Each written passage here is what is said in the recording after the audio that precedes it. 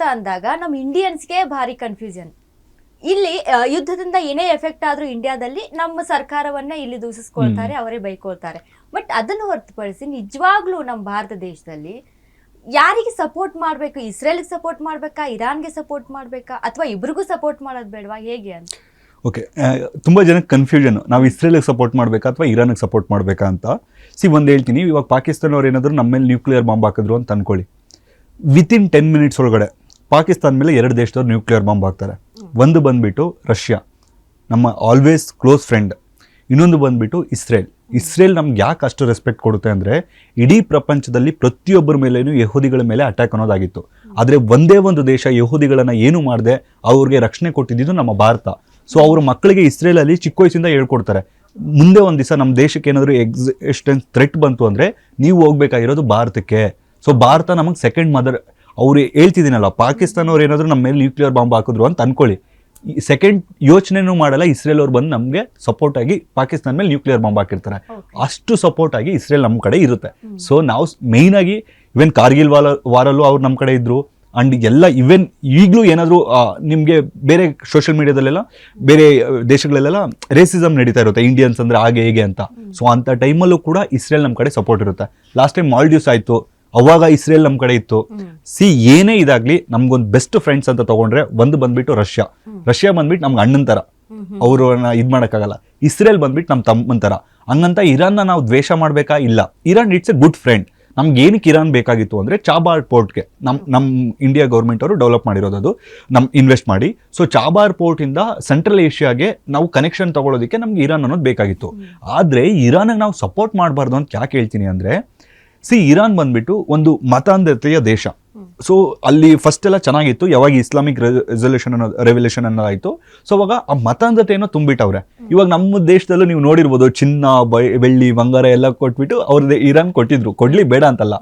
ಲಾಸ್ಟ್ಗೆ ಅವ್ರು IRGC ಅವರು, ಅಂದರೆ ಅವ್ರದ್ದೊಂದು ಪ್ರೈವೇಟ್ ಆರ್ಮಿ, ಅದೇ ಧರ್ಮಗುರುಗಳ ಆರ್ಮಿ, ಅವ್ರು ಬಂದ್ಬಿಟ್ಟು ನಮ್ಮ ಹಡಗುಗಳ ಮೇಲೆ ಅಟ್ಯಾಕ್ ಮಾಡ್ತಿದ್ದಾರೆ. ಇದಕ್ಕೇನ? ಅದೇ ಇಸ್ರೇಲ್ ಅಲ್ಲಿ ಈ ತರ ಎಲ್ಲ ಆಗಲ್ಲ. ಇಸ್ರೇಲ್ ಬಂದ್ಬಿಟ್ಟು ರಿಪಬ್ಲಿಕ್ ದೇಶ. ಸೊ ಇಸ್ರೇಲ್ ಇವತ್ತಿಗೂ ನಮ್ ಜೊತೆ ಇರುತ್ತೆ, ಇನ್ನೂ 100 ವರ್ಷ ಆದ್ರೂ ನಮ್ ಜೊತೆ ಇರುತ್ತೆ. ಆದ್ರೆ ಇರಾನ್ ಹಂಗಲ್ಲ. ಅಲ್ಲಿ ಇವಾಗ ಇಸ್ಲಾಮಿಕ್ ಬಂದಿರೋದ್ರಿಂದ ಅವ್ರು ಇವಾಗ ಎಕ್ಸಾಂಪಲ್ ಫ್ಯೂಚರ್ ನಮ್ಮ ಮೇಲೆ ನ್ಯೂಕ್ಲಿಯರ್ ಬಾಂಬ್ ಹಾಕ್ಬೋದು. ಸೊ ಹೇಳಕ್ಕಾಗಲ್ಲ. ಅದೇ ಈಗ ಆಯ್ತುಲ್ಲಾ ಖಮೇನಿ ಡೆತ್ ಆದಂತ ಸಂದರ್ಭದಲ್ಲಿ ಇಸ್ರೇಲ್ ಈ ರೀತಿಯಾಗಿ ಮಾಡ್ಬಿಡ್ತು, ಇಲ್ಲಿ ನಮ್ ದೇಶದಲ್ಲಿ ಎಷ್ಟೆಲ್ಲಾ ಪ್ರೊಟೆಸ್ಟ್ ಏನೇನೆಲ್ಲಾ ಮಾಡಿದ್ರು. ಅದ್ರ ಜೊತೆಗೆ ನಮ್ಮಲ್ಲಿ ಈಗ ಈ ಒಂದಿಷ್ಟು ಪರ್ಟಿಕ್ಯುಲರ್ ನಾವು ಮಾತಾಡೋದು, ಈಗ ಅಲ್ಪಸಂಖ್ಯಾತ ಸಮುದಾಯದವರು ಸಪೋರ್ಟ್ ಮಾಡ್ತಾರೆ, ಕಟ್ಟಾ ಇಸ್ಲಾಮಿಕ್ ಅನ್ನ ಪಾಲಿಸ್ಕೊಂಡು ಬಂದಂತವ್ರು ಆಯ್ತುಲ್ಲಾ ಖಮೇನಿ ಅಂತ. ಸೊ ಆ ಒಂದು ನಿಟ್ಟಿನಲ್ಲಿ ಸಪೋರ್ಟ್ ಮಾಡ್ತಾರೆ. ಬಟ್ ಇಲ್ಲಿ 2 ದೇಶಗಳ ಮಧ್ಯೆ ಯುದ್ಧ ನಡೀತಾ ಇದೆ, ನೀವು ಇಂಡಿಯಾ ಏನು ಅದಕ್ಕೆ ರಿಯಾಕ್ಟ್ ಮಾಡ್ತಾ ಇಲ್ಲ ಅಂತ ಎಷ್ಟೋ ಜನ ಪ್ರೊಟೆಸ್ಟ್ಗೆ ಅದು ಎಜುಕೇಶನ್ ಕೊರತೆ ಅಂತ ಹೇಳ್ಬಿಟ್ಟು ಹೇಳ್ಬೋದು. ಅವರು ಸಪೋರ್ಟ್ ಮಾಡ್ಲಿ, ಅದು ತಪ್ಪಿಲ್ಲ. ಅವರು ಧರ್ಮಗಳು, ಇವಾಗ ಮುಸ್ಲಿಂ ಅಲ್ಲಿ ಶಿಯಾ ಮತ್ತೆ ಸುನ್ನಿ ಅಂತ ಬರುತ್ತೆ. ಸೊ ಪರ್ಟಿಕ್ಯುಲರ್ ಇದಂತ ಬಂದ್ರೆ ಅವ್ರ ಧರ್ಮ ಗುರುಗಳು. ಸೊ ಅವರೆಲ್ಲ ಸಂತಾಪ ಸೂಚಿಸೋದಾಗಿರ್ಬೋದು ಅಥವಾ ಏನ್ ಡೊನೇಷನ್ ಮಾಡ್ತಾರೋ ಮಾಡ್ಕೊಳ್ಳಿ. ಬಟ್ ಇಸ್ರೇಲ್ನ ದ್ವೇಷ ಮಾಡ್ಬಿಟ್ಟು ಇರಾನ್ನ ಸಪೋರ್ಟ್ ಮಾಡುವಂಥದ್ದು ಆಸ್ ಎ ಇಂಡಿಯನ್ ಆಗಿ ತಪ್ಪು. ಯಾಕಂದ್ರೆ ಮುಂದಿನ ದಿನಗಳಲ್ಲಿ ಇಸ್ರೇಲ್ ನಮ್ಮ ಮೇಲೆ ಯಾವತ್ತೂ ಅಟ್ಯಾಕ್ ಮಾಡಲ್ಲ, ನಮ್ ಜೊತೆ ನಿಂತ್ಕೊಳ್ಳುತ್ತೆ, ಬೇಕಾದ್ರೆ ಒಂದು ಹೆಚ್ಚು ಕಮ್ಮಿ ಮಾಡೋಣ ಆ ಥರ ಇರುತ್ತೆ. ಬಟ್ ಇರಾನ್ ಹಂಗಲ್ಲ. ಇನ್ ಫ್ಯೂಚರ್ ಅಲ್ಲಿ ಅವ್ನು ಪಾಕಿಸ್ತಾನ ಪರವಾಗಿ ಸೇರ್ಕೊಂಡು ನಮ್ಮ ಮೇಲೇನೆ ಅಟ್ಯಾಕ್ ಮಾಡ್ಬೋದು. ಅವ್ನ ಧರ್ಮಗುರುಗಳಿಗೆ ರೆಸ್ಪೆಕ್ಟ್ ಕೊಡಿ. ಹಾಗಂತ ಇಸ್ರೇಲ್ನ ದ್ವೇಷ ಮಾಡ್ಬಿಟ್ಟು ಇರಾನ್ ಆಗಿ ಸಪೋರ್ಟ್ ಮಾಡೋದು ಇಟ್ಸ್ ನಾಟ್ ಗುಡ್. ಹಂಗಂತ ಇರಾನ್ನ ದ್ವೇಷ ಇದ್ ಮಾಡಿ ಅಂದ್ರೆ ಬೇಡ. It's A good friend.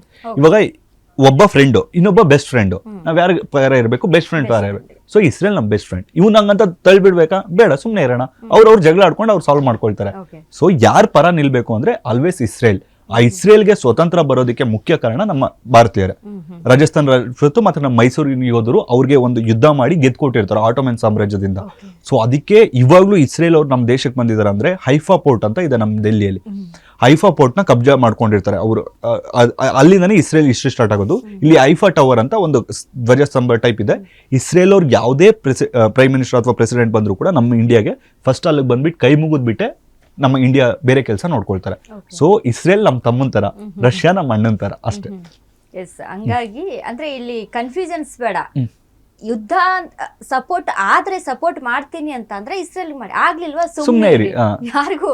ಈಗ ಇರಾನ್ ಅಂದ್ರೆ ನಮ್ಮ ದೇಶದಲ್ಲಿ ಒಂದು ಜಾತ್ಯತೀತ ದೇಶ ಅಂತ ಹೇಳ್ತೀವಿ, ಎಲ್ರಿಗೂ ಕೂಡ ಅವಕಾಶ ಇದೆ. ಬೇರೆ ದೇಶಗಳನ್ನ ಕಂಪೇರ್ ಮಾಡ್ಕೊಂಡು ನೋಡಿದ್ರೆ ನಮ್ಮ ದೇಶದಲ್ಲಿ ಎಲ್ಲಾ ಸಮುದಾಯಕ್ಕೂ ಕೂಡ ಅವಕಾಶ ಮಾಡಿಕೊಟ್ಟಿದ್ದಾರೆ. ಬಟ್ ಅದು ದುರುಪಯೋಗ ಆಗೋದು ಬೇಡ ಅಂತ. ಅದೇ ಹೇಳ್ತಿರೋದು. ಸಿ ಇವಾಗ ಮುಂದೊಂದ್ ದಿನ ಭಾರತಕ್ಕೆ ಸಮಸ್ಯೆ ಆಯ್ತು ಅಂದ್ರೆ ಇರಾನ್ ಅವ್ರು ಬಂದು ನಿಲ್ಲಲ್ಲ, ಬಟ್ ಇಸ್ರೇಲ್ ಅವ್ರು ಬಂದು ನಿಲ್ತಾರೆ. ಸೊ ಅವಾಗ ನಾವು ಯಾರ ಪರ ನಿಲ್ಬೇಕು? ಇಸ್ರೇಲ್. ಅಷ್ಟೇ. ಎಸ್ ಅದಕ್ಕೆ ಸ್ವಲ್ಪ ಯೋಚನೆ ಮಾಡಿ.